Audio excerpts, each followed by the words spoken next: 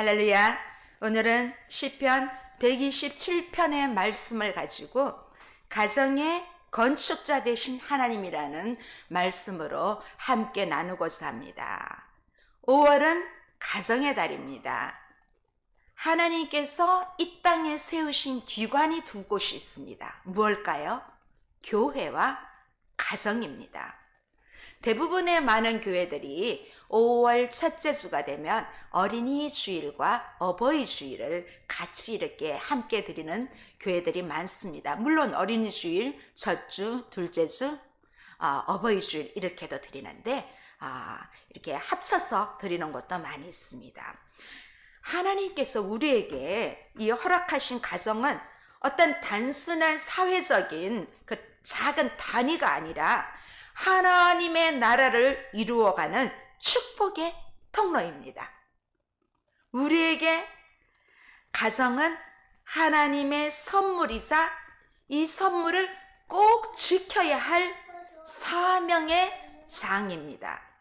오늘 저는 시편 27편을 말씀을 저에게 주셨어요. 그래서 오늘 이 말씀을 가지고 가정의 건축자 되신 하나님이라는 말씀으로 5월 가정의 달 한 달 메시지를 오늘 이 첫 주에 함께 전하고자 합니다. 우리가 인간이잖아요. 우리 인간의 모습은 자신의 인생을 스스로 구원해내려는 인간의 그 뭐랄까요? 교만함 이런 것들이 서려 있습니다. 그래서 우리 인간은 내가 노력하면 노력할수록 나를 믿고 하나님을 부정합니다. 그래서 하나님의 도움을 구하지 않을 때가 많습니다. 그런데 우리가 내가 진짜 그렇게 열심히 노력하면 문제가 없습니까? 그렇지 않습니다. 결혼하는 것, 가정을 꾸려가는 것, 가정의 안정과 행복을 유지하는 것들이 그리 쉽지 않습니다. 요즘 같아서는 남녀가 만나서 가정을 이루고 살아간다는 것이 좀 어쩌면 작은 기적 같은 것입니다. 왜냐하면 이 남녀가 함께 가정을 이루고 살아간다는 것이 행복하면 좋은데 이 행복이 끝까지 유지되면 좋은데 이 행복을 끝까지 유지하기가 힘들 때가 많습니다. 우리 젊은 연인들이 연애할 때는 다릅니다. 성격이 차이가 나도 그때는 다 받아줍니다. 그런데 이 연애와 다르게 결혼을 하게 되면 이 성격 차이가 하나하나씩 다 보이는 것입니다. 아니 연애할 때는 안 그랬는데 왜 저러지? 계속 부딪힐 수 있습니다. 사랑하면 그걸로 다 충분할 줄 알았는데 참 그 사랑이 뭔지 참 까다롭고 어렵습니다. 부부 문제만 해도 첩첩삼중인데 자녀 문제는 어떻습니까? 자식도 부모의 마음대로 안 됩니다. 우리 여기에 유아들 부모님이 계시는데 이 유아들 우리 나이로 5살, 6살 또 아가도 내 마음대로 안 되지요. 그렇죠? 어떻습니까? 자식들은 다 마음대로 될 줄 알았는데 아닙니다. 이런 유아도 마음대로 할 수가 없는 그런 시대입니다. 이 자식도 부모의 마음대로 절대로 안 됩니다. 우리나라의 부모의 교육열은 온 세계가 알아줍니다. 부모들은 자식을 위하여 많은 대가를 지불하고 애를 쓰지만 그 결과가 생각나는 만큼 잘 되지 않을 때 좀 헛됨을 느끼게 됩니다. 심지어 자녀를 교육시키기 위해서 부부가 따로 떨어져 사는 경우도 있습니다.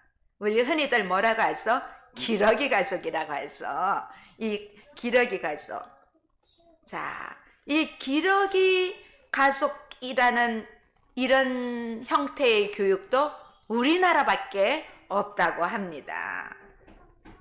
결과적으로 이 기러기 가족은 이 부부만 힘든 것이 아니라 아이들도 힘듭니다. 이 영어권이나 외국에 가면 우리 아이들이 이제 시간이 지나면 영어는 잘할 수 있겠지요. 그런데 정체성의 문제가 있습니다. 다른 문화권에서 살아가는 그 아이들이 겪어야 하는 그 갈등은 부모들은 학교까지는 따라가지 않잖아요. 그냥 들었어는 알 수 있지만은 그 심각성을 잘 모를 수도 있습니다. 그래서 이 시간이 지날수록 부모들도 아이들을 다 이렇게 커버할 수가, 보호할 수가 없습니다. 이제 사춘기만 되어도 더 이상 따라다니면서 간섭할 수가 없습니다. 예전에 저희 때는 고등학생이 되었어야 이제 얼굴에 여드름도 남자친구들 뭐 여자친구들도 마찬가지지만은 여드름이 뿅뿅 올라오고 또 학교에서 끝나면 주말에 뭐 미팅도 남고 여고 미팅도 하고 요럴 때 사춘기가 시작이 되었는데 지금은 중학생은커녕 초등학교 3학년만 되어도 벌써 감당하기가 어렵습니다. 이 부모의 눈 밖에 벗어난 순간부터 무슨 일이 일어날지 알 길이 없습니다. 제가 지난 한 주 동안 월요일부터 금요일까지 40시간 동안 아침 6시부터 9시, 저녁 6시까지 점심시간 1시간 빼고 8시간씩 제가 20년 동안 원장을 했지만은 이 직무교육을 다시 받았습니다. 다시 보니까 진짜 심각하더라고요. 그런 교육들이 이번에 다 있었습니다. 자, 이렇게 그 아이들이 커갈수록 부모는 어떻게 관여할 수가 없는 거예요. 특히 이제 중학생, 고등학생만 되면 키가 부모님 키보다 더 큰 아이들도 있습니다. 그러면 이 아이들이 집에 눈에 보이면 그래도 조금, 근데 방문 닫고 하면 뭘 하는지 모릅니다. 집 안에서도 그런데 바깥에 나가면 어떨까요? 문 밖을 나가면 알 길이 없습니다. 그래서 부모들은 자녀들에 대한 기대를 갖고 있지만 이 기대와 함께 실망감도 큽니다. 요즘은 대학을 나와도 취준생들이 많습니다. 실제로 바로 취업을 한 사람들보다 기다리는 경우가 많이 있습니다.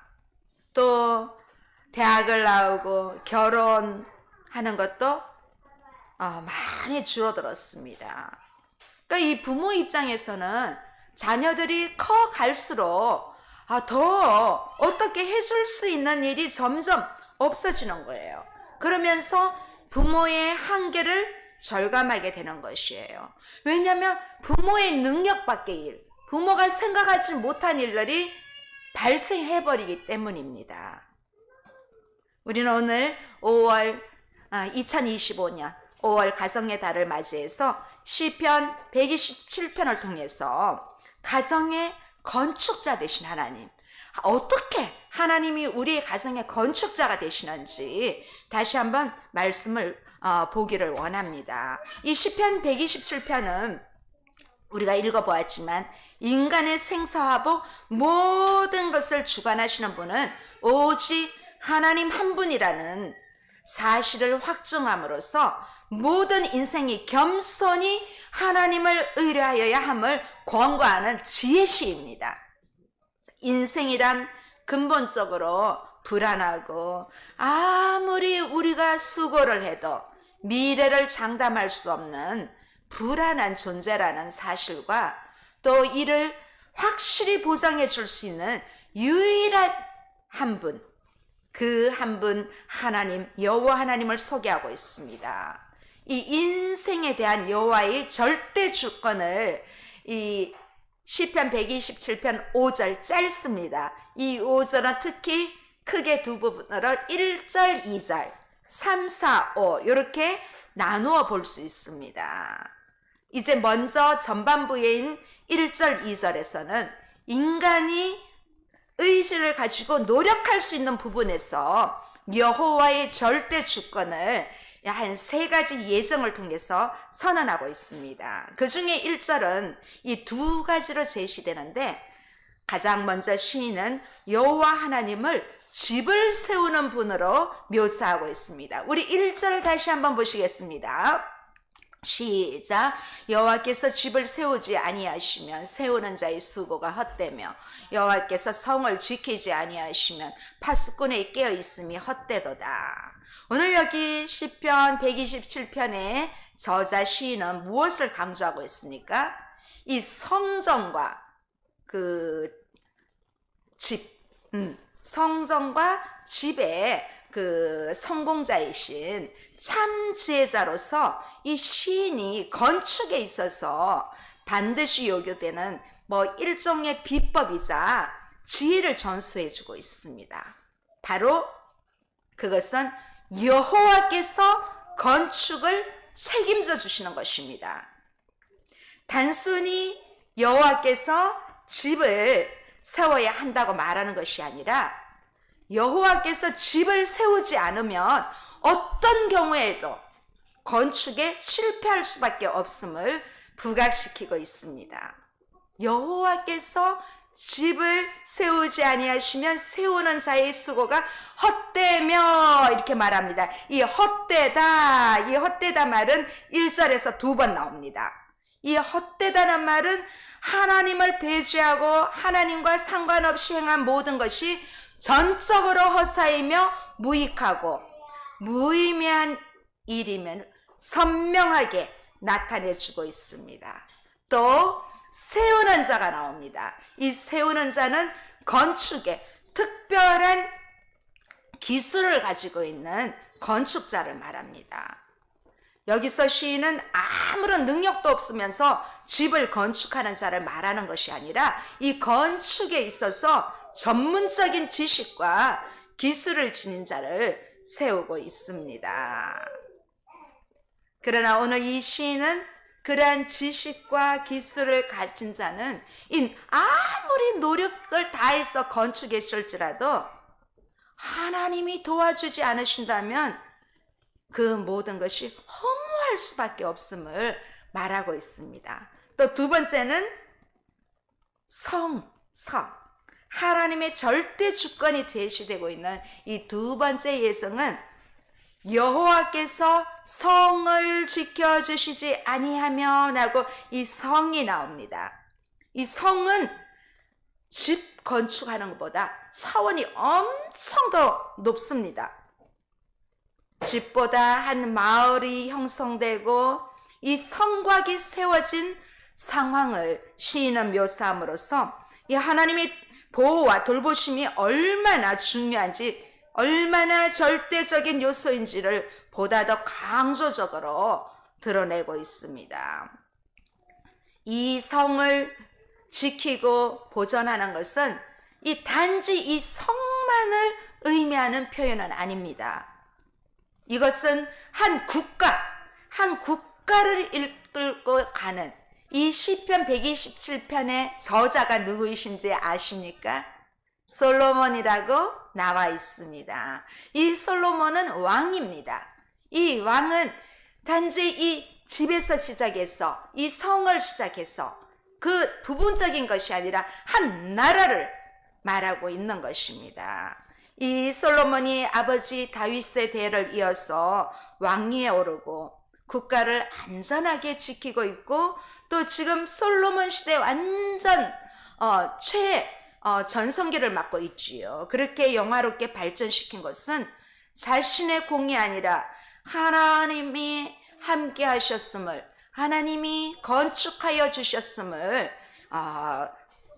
인정하고 고백하고 있는 것입니다.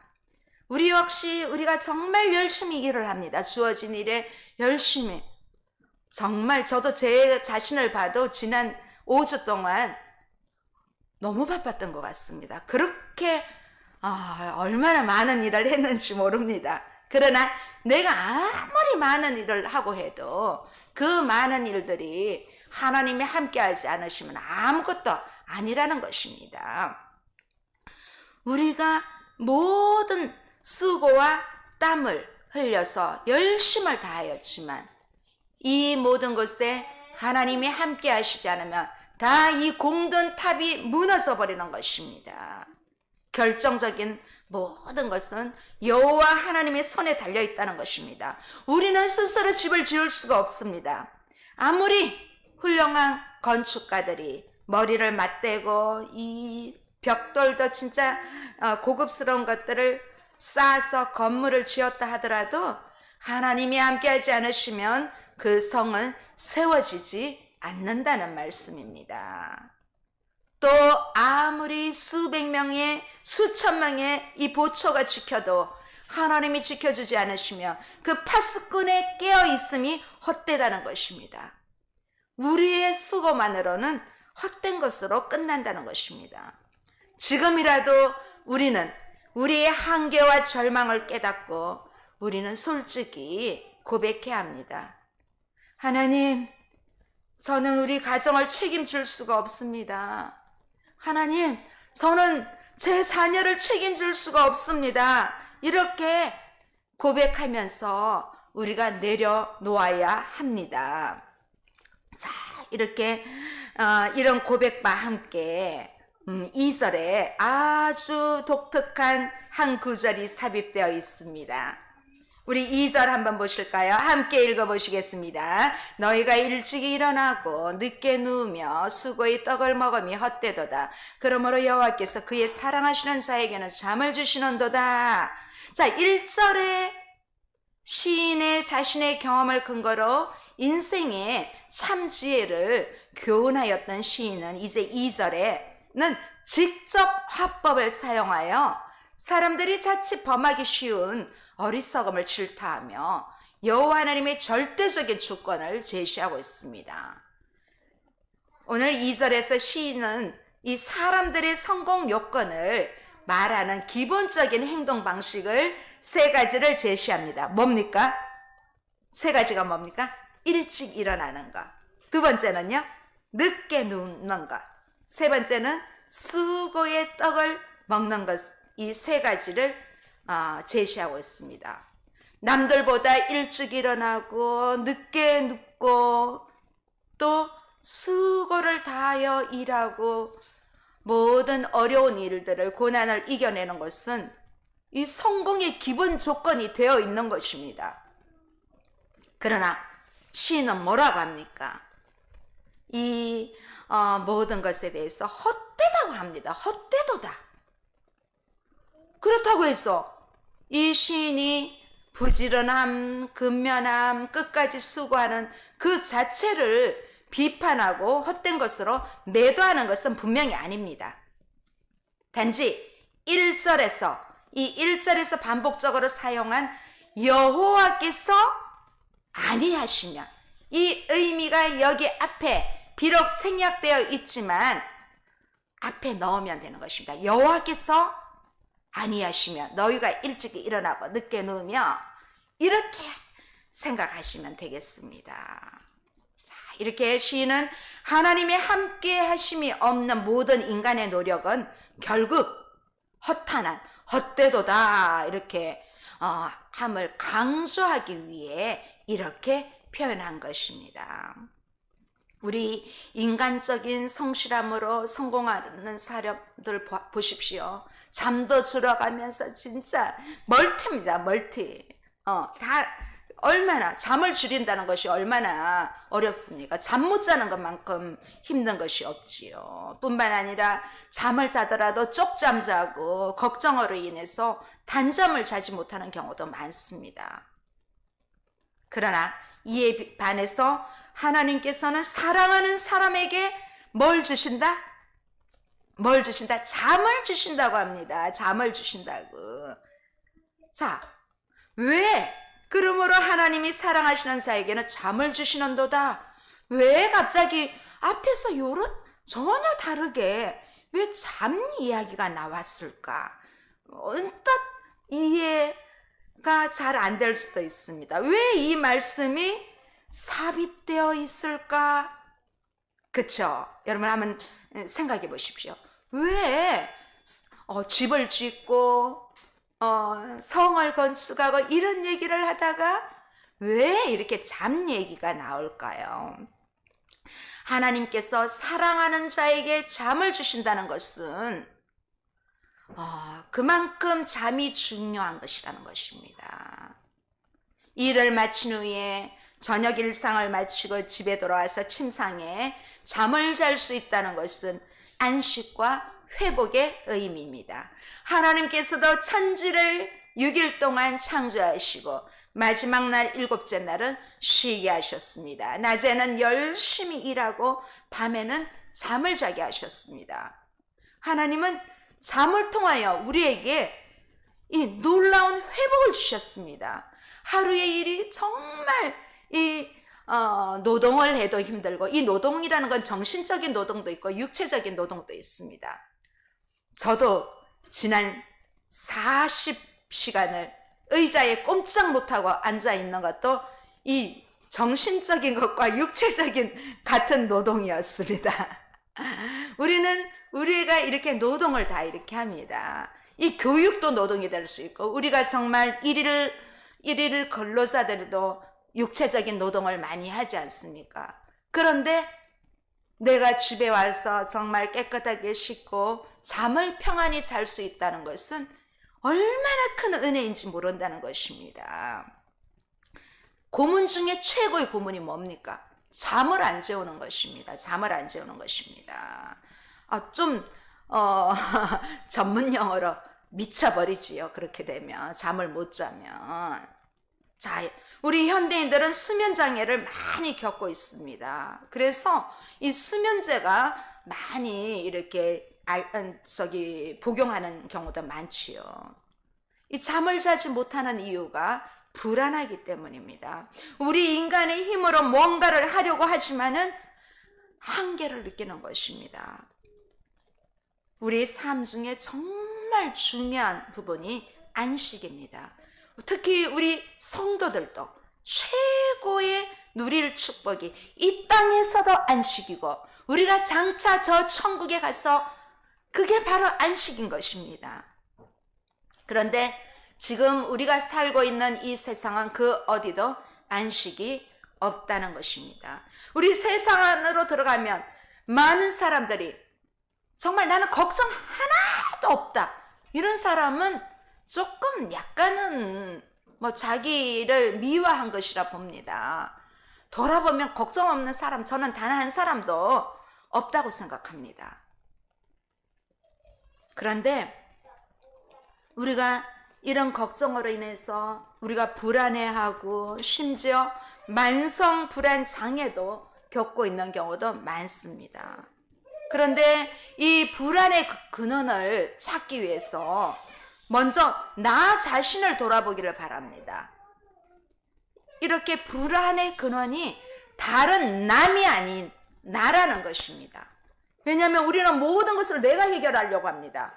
내가 우리 집안의 모든 문제를 해결해야지, 내가 우리 자식 문제 해결해야지, 내가 우리 부모 문제 다 해결해야지, 뭐든지 내가. 그러다 보니까 내가 모든 것을 해결해야 하다 보니까 내 재산도 축날 수도 있고, 내 건강도 축날 수 있고, 부모도 자식도 내 생각과 다르게 그렇게 흘러갈 수 있다는 것입니다. 내가 아무리 온갖 힘을 다하고 노력과 수고를 해도 늘 불안이 쌓여 있습니다. 그러나 오늘 이 말씀에서 우리가 다시 한번 보기를 바랍니다. 이 불안을 넘어 하나님을 사랑하는 자에게는 뭘 주신다? 잠을 주신다는 것입니다. 누가 잠을 주십니까? 모든 것을 하나님께 맡긴 사람은 잠을 잘 잘 수가 있습니다.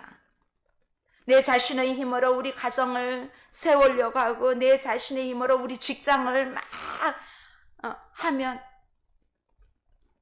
안 됩니다. 잠 잘 안 옵니다. 잠 잘 옵니까? 네. 하나님이 사랑하시는 자는 내 자신이 모든 것을 할 수 없음을 내려놓고, 그렇다고 내가 열심히 안 하는 것은 절대 안 됩니다. 나는 열심히 하지만 그 열심을 하나님 앞에 내려놓고 함께 나아갈 때 우리는 잠을 잘 수가 있습니다. 이 잠을 잔다는 것은 하나님께 나의 자신의 모든 것을 전적으로 맡기고 살아가는 사람입니다. 시간도 우리의 시간이 아닙니다. 저의 경우도 이 광주의 사역과 수원의 사역이 좀 다른 것 같습니다. 이 광주의 사역은 바쁜 일상에 제가 잠을 설칠 때가 좀 많이 있었던 것 같습니다. 그런데 이 수원에 와서 사역은 물론 바쁘게 보이고 이제 광주에 함께하였던 그 모든 그것을 두고 여기 와서 모든 것이 새롭지만 내가 할 수 없음을 내려놓으니까 제가 밤에 잘 자는 것 같습니다. 물론 어쩌다가 한 번씩 이렇게 잠을 설치는 경우도 있지만 잘 자는 것 같습니다. 왜냐하면 내가 할 수 없음을 고백하고 내려놓으니까 그게 가능해졌습니다. 내가 뭔가를 해보려고 할 때는 잠이 잘 오지 않았습니다. 문제가 완전히 해결됨으로 잠을 자는 것이 아닙니다. 문제가 있음에도 불구하고 그 모든 문제를 하나님께 내어 맡기는 사람이 잠을 잘 수가 있다는 것입니다. 우리 인생에 문제가 없을 수 있습니까? 여러분, 우리 인생에 문제가 없으면 좋겠지만 없습니까? 다 있습니다. 우리는 어쩌면 주님의 나라에 가는 그때까지 우리에게 문제는 크고 작은 일들이 늘 따라다닐 것입니다. 지금은 여러분들의 자녀가 어려서 이제 우리 나이 만 1세, 만 4세, 5세 요 정도로는 아직 모릅니다. 근데 지금 이 유아들에게도 우리 부모님들 어떻게 하고 있습니까? 근데 장차 우리 친구들이 또 우리 여기 함께 하신 동역자님들의 자녀분들이 점점 성장해 가면 내가 손쓸 수 없는 그러한 자녀들의 문제가 올 수도 있습니다. 내가 풀려고 하고 나만 끌어안고 있으면 되겠지? 아닙니다. 쉽지 않습니다. 마음은 될 것 같은데 이 눈에 보이는 것은 그리 잘 되지가 않습니다. 하나님이 사랑하시는 자녀는 내 자신의 문제를 하나님께 맡기는 사람입니다. 완전히 내 문제를 맡기면 평안히 잠을 잘 수가 있습니다. 할렐루야. 잠은 하나님의 사랑을 받는 징표입니다. 그래서 이 집 짓고 성 짓는데 왜 갑자기 하나님 사랑하는 자에게 잠을 주시도다. 왜 이 말이 여기에 들어갔을까요? 전혀 앞뒤가 연관이 되지 않는데 이 말씀이 여기 들어가 있다는 것입니다. 우리 자신을 한번 냉정하게 돌아보십시오. 내가 하나님 앞에 다 맡긴다고 했는데 나는 다 맡기고 있는가? 물론 저도 100%가 아니라고 생각합니다. 100%면 근심이 없거든요. 100%가 아니기 때문에 때로는 염려가 되고 기분이 나빠질 때도 있고 이런 건 100%가 아니라는 것입니다. 우리는 말로만 하지 말고 진짜 하나님께 맡기는 바로 그 사람이 하나님이 사랑하는 사람이고 그 사랑받는 자에게 잠을 주신다는 것입니다. 어려움이 있을지라도 자게 한다는 것입니다. 이 잠이 저 같은 경우도 진짜 집 밖에 가면 첫날은 도대체 잠이 안 오더라고요. 그런데 언젠가부터 완전 숙면은 아니지만 잠을 자게 되더라고요. 그런 경험도. 예, 점차적으로 저도 완전히 내려놓으려고 엄청 이렇게 힘쓰니까 그게 가능하다는 것입니다. 저는 이 말씀이 왜 여기에 삽입되어 있는지 이번 이 가정의 달을 맞이하여 이 시편 127편의 말씀을 이 한 달 동안 우리가 생각하면서 우리 가정은 이런 가정, 우리 부부는 이런 부부, 우리는 이런 자녀 이렇게 생각하면서 이 잠에 대한 것을 다시 한번 새로운 축복의 선물로 우리 함께 하시는 모든 분들이 선물을 받으시기 바랍니다. 그러기 위해서는 우리가 애쓰고 노력하는 것도 중요합니다. 하지 말라는 것이 아닙니다. 심지어 일하지 않는 사람은 밥도 먹지 말라고 성경은 그렇게 말하고 있습니다. 우리는 열심히 일을 해야 밥을 먹을 수가 있습니다. 그런데 밥 먹기 위해 그 일을 하면서 너무 내 생각, 내 주관으로 하지 말고 그 모든 것을 하나님 앞에 내가 일하는 수고와 그 모든 것을 겸해서 믿고 나아갈 때 우리는 평안함, 안식, 잠을 누릴 수 있다는 것입니다. 그러기 위해서는 우리가 꼭 해야 하는 것이 바로 기도입니다. 누가 기도를 합니까? 나의 힘을 의지하지 않는 사람, 자신의 힘을, 내 힘을 뺀 사람만이 기도를 할 수 있습니다. 내가 힘이 있는데 기도가 왜 필요해요? 기도 안 해도 다 되는데. 그런데 그 성을 쌓았지만 그 성이 무너질 수 있다는 것입니다.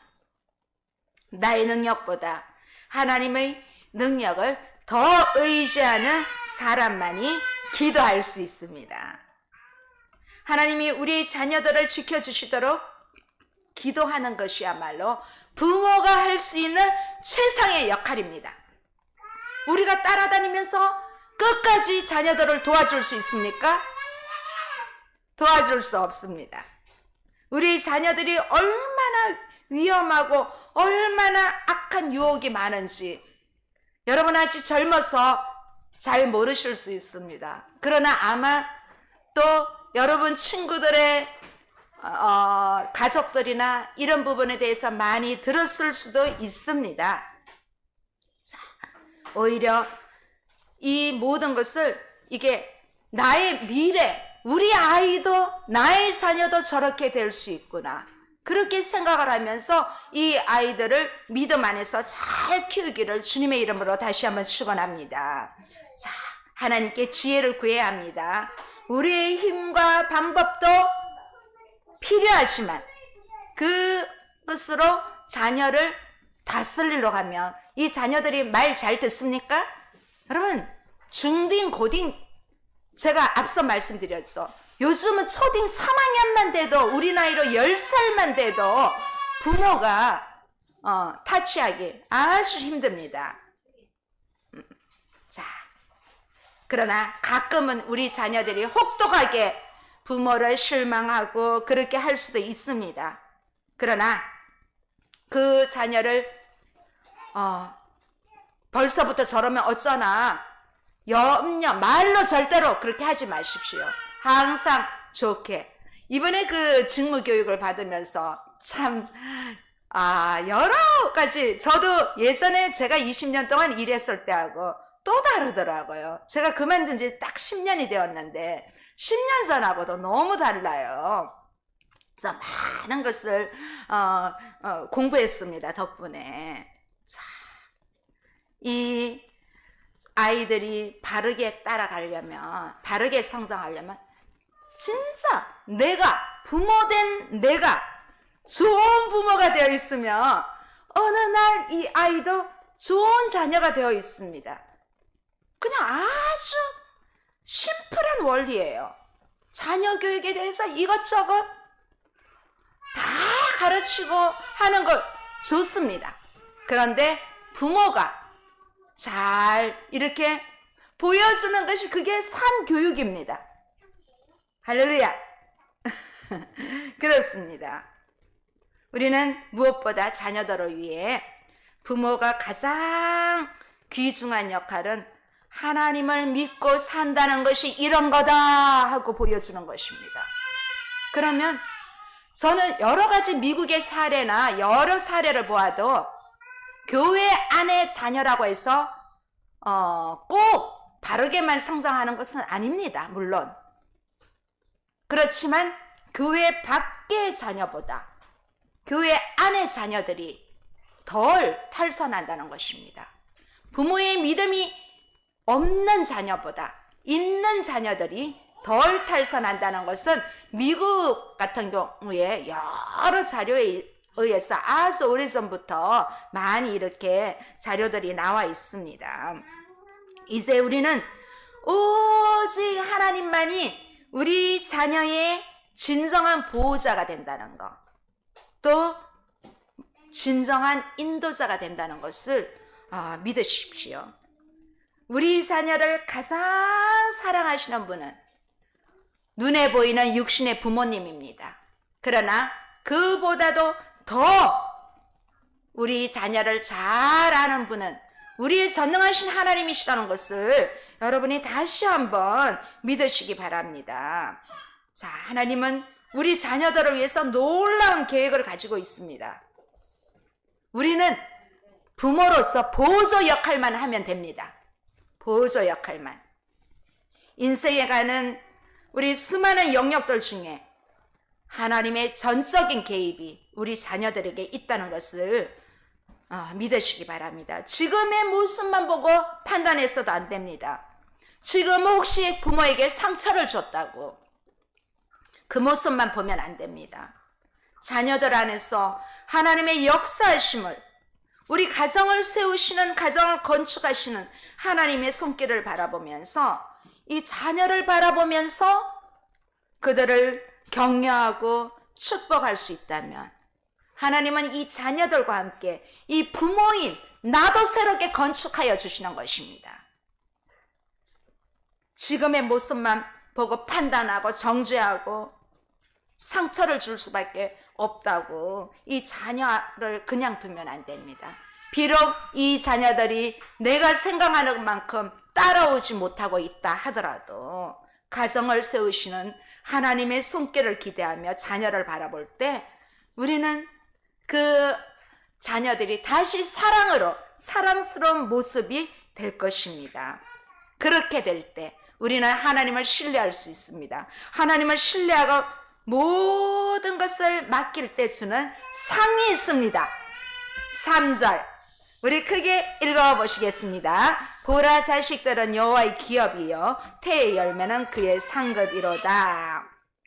자, 1, 2절에 이 시인은 그 몇몇 사례들을 통해서 그 인간이 스스로 의지를 가지고 노력할 수 있는 부분에서 나타나는 이 여호와의 절대 주권을 선언했습니다. 이제 이 시편 127편은 아주 짧은 5절입니다. 1, 2절, 3, 4, 5 이렇게 묶여져 있는데 이 3, 4, 5절에는 이 시인이 그 고대 근동, 그 시대 솔로몬 시대 고대 근동에서 가장 큰 축복으로 여겼던 자녀 문제를 신뢰로 들어서 인간의 의지로 될 수 없는 부분에서 이 여호와의 절대 주권을 선언하고 있습니다.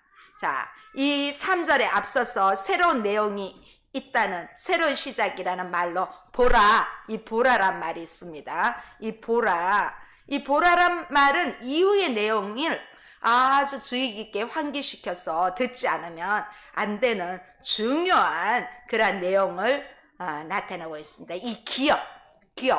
여러분, 기업하면 무슨 생각이 듭니까? 이 기업은 유업, 산업 이런 말로도 번역이 되어 있습니다. 그런데 이 구약 성경에서 말하는 기업은 대부분 하나님이 약속으로 베푸신 이 가나안 땅에 이 분배받은 땅과 관련되어 있습니다. 제가 이제 여러분 보셨는지 모르겠지만 지난 한 주 동안 요수아 땅 분배하는 거 계속 나왔어요. 땅 분배하는 거. 바로 그 가나안에 분배받은 땅과 관련해서 이 기업이란 단어를 많이 썼는데, 그런데 오늘은 여기 3절에는 땅보다는 자식을 표현하고 있습니다. 자식을. 자, 연이어 나오는 이 태의 열매, 이 태의 열매라는 표현도 연결되고 있습니다. 또한 우리가 뒤에 보겠지만 4절에도 자녀와 관련되는 그런 말씀이 있습니다. 자, 이런 점을 감안할 때 이 자식은 하나님이 허락하셔서 얻게 하신 아들, 딸이라는 그런 것으로 기업을 사용하고 있습니다. 자, 기업. 우리 여러분, 우리 여기 함께 하시는 모든 분들은 다 기업이 있네요. 기업이 있습니다. 할렐루야. 자, 1절에 결국 집을 세우는 자와 이 일맥상통합니다. 집을 세운다는 것은 단지 건축물인 집 자체를 세운다는 이 물리적인 의미만 아니라 그 집의 이름 곧 그 가문을 이르러 견고히 세운다는 그러한 의미를 함축하고 있습니다. 이 하나님으로부터 할당받은 이 땅인 기업이 있고 또 그 기업 안에 아무리 견고하고 아름다운 집을 짓는다 해도 가문과 기업을 이을 후사가 없다면 아무런 소용이 없다는 것입니다. 우리 집을 정말 전원주택을 막 2층, 3층에 복층으로 너무너무 예쁘게 멋있게 지어놨어요. 그런데 거기 갔는데 사람이 없어, 사는 사람이. 그러면 그 집에 건축물의 의미가 없다는 것입니다. 이 정말 멋지게 지은 집에는 사람이 있어야 된다는 것입니다. 이왕이면 그 집에 부부와 함께 자녀가 있다면 더 좋겠지요. 우리나라는 지금 OECD 나라 중에서 최저출산국입니다. 이 한 명도 안 된답니다. 물론 5명 이렇게 4-5명 낳은 집도 있지만은 한 명도 안 된다는 것이 얼마나 슬픈지 모릅니다. 저 역시 20년 전까지만 해도 우리나라가 이렇게 고령사회가 될 줄 생각을 못했습니다. 저는 우리나라가 아동사회로만 생각하고 그렇게 해서 했는데 다시 우리나라가 이렇게 고령사회가 되었다는 것은 오늘 이 말씀을 통하여 우리 가정을 건축하는 분이 여호와 하나님을 믿고 많은 젊은이들이 결혼해서 아이도 낳고 그렇게 하면 너무 좋겠습니다. 이 자녀는 하나님이 허락해 주시고 바로 기업이라는 것입니다. 그럴 때 여호와의 상급이 따르는 것입니다. 이 모든 근원의 축복이 하나님으로부터 무상으로 옵니다. 무상으로 옵니다. 이 무상으로 오고 또 이 부모의 그 할아버지 할머니 그 밑에 이 대를 이어갈 수 있는 자손들 역시 하나님의 선물이라는 것입니다. 우리는 어떤 프로그램 같은 데 보면 진짜 내 자식이지만 애물단지라고 이런 말을 쓰는 어르신들도 있지요. 부모들도 그냥 고통을 주는 애물단지로만 생각하지 말고 이 애물단지가 장차 하나님의 기업이 되어서 이 나라를 온 세계를 잡고 갈 그런 위대한 기업이 될 수 있다는 것을 오늘 시편 127편을 통하여 오늘 저희 예배 함께 하시는 분 또 유튜브로 함께 하시는 모든 분들이 다시 한번 여러분 가정의 말씀으로 세워지는 건축되는 그러한 메시지를 받기를 주님의 이름으로 축원합니다. 자, 이제 이 하나님이 주신 선물이고 축복이며 상급인데 이 자녀가 그렇습니다. 마지막 4절 5절 함께 우리 보시고 오늘 말씀을 매듭짓겠습니다. 4절 5절 시작. 젊은 자의 자식은 장사의 수중의 화살 같으니 이것이 그의 화살통에 가득한 자는 복되도다. 그들이 성문에서 그들의 원수와 담판할 때에 수치를 당하지 아니하리로다. 이 자녀들이 부모에게 고통만 안겨주는 이 인생의 무거운 짐이 아니라 하나님이 주시는 최상의 기업입니다. 기업 엄청 크죠? 왜냐하면 우리의 미래가 지금 이 자녀 세대에게 있는 것입니다. 이 한 가정뿐만 아니라 공동체도 마찬가지입니다. 이 5절 상반절에 보면 이것이 그의 화살통이 가득한 자는 복되도다. 이 자녀를 뭘로 비유합니까? 화살에 비유를 했습니다. 고대 사회, 이 유대 고대 사회에서는 자녀의 수가 힘의 상징이었습니다. 이 고대는 구약시대라 생각하면 됩니다. 이 구약시대는 부자가 뭔지 압니까? 땅 많고 자식 많으면 부자입니다. 오늘날은 어때요? 땅 많으면 부자는 맞겠지요? 자식이 많은 거 어떻게 다 교육하지? 그럴 수 있습니다. 그런데 이 구약시대는 최고 부자의 조건이 땅이 많고 자녀가 많은 것입니다. 그래서 이 구약시대는 자식들이 뭐랄까 부모의 싸움이 일어났잖아요. 거기 가서 자식들이 좀 우리 오늘날에 말하면 우리 부모님이 최고다 우리 부모님 편 들어주는 거예요. 이 어렸을 때 형제인 집안, 뭐 자매도 마찬가지입니다. 이게 뭐 동생이 무슨 다른 친구로부터 이렇게 조금 해를 당하면 형이나 언니가 가서 내 동생한테 왜 그래 하면서 다 한 방 가는 수가 있지요. 바로 그런 일례입니다. 이 구약시대는 자녀들이 부모에게 힘이 된 것입니다. 힘의 상징인 겁니다. 물론 오늘날처럼 지금은 이제 복지국가여서 우리나라에는 이 사회적인 시스템이 잘 되어 있기 때문에 어르신들이 돈 좀 있는 분들은 실버타운에 가시기도 하고 또 돈이 좀 없으신 분들은 요양원에 가시기도 하고 나름 이렇게 잘 되어 있습니다. 그런데 이 구약시대는 이런 게 없지 않습니까? 이런 시스템이 없는 시대에는 이 자녀야말로 부모의 미래에 부양할 수 있는 힘이고 부모의 삶을 지켜줄 수 있는 보호막이었습니다. 오늘 이 말씀에 있지 않습니까? 재판이 일어날 때, 이 재판이 일어나거나 여러 가지 일어날 때 자녀들이야말로 가장 중요한 보증이었습니다. 물론 구약시대에도 패역한 자녀도 있었습니다. 이 패역한 자식은 부모의 가슴을 찌르는 이 화살이 될 수도 있습니다. 요즘과 같은 시대의 이 자녀 문제는 간단한 일이 아닙니다. 그러나 하나님을 믿고 하나님이 하실 일을 바라보고 기도하고 나아가면 우리 자녀는 분명히 지금 조금 어긋나더라도 어긋나지 않는다는 것입니다. 그래서 우리는 다시 한번 하나님이 나에게 자녀 주신 것, 우리 여기 오늘 예배 참여하신 분 모두 감사하십시오. 기업이 있잖아요. 나의 기업이 있다는 것입니다. 자, 5월 가정의 달을 맞이하여 우리는 먼저 좋은 부모가 되기를 바랍니다. 좋은 부모가 되면 어떻게 좋은 자녀가 안 되겠어요. 물론 뭐 기상천외하게 어쩌다 있을 수도 있지만 거의 없습니다. 없습니다. 내가 좋은 부모가 되면 분명히 좋은 자녀가 됩니다.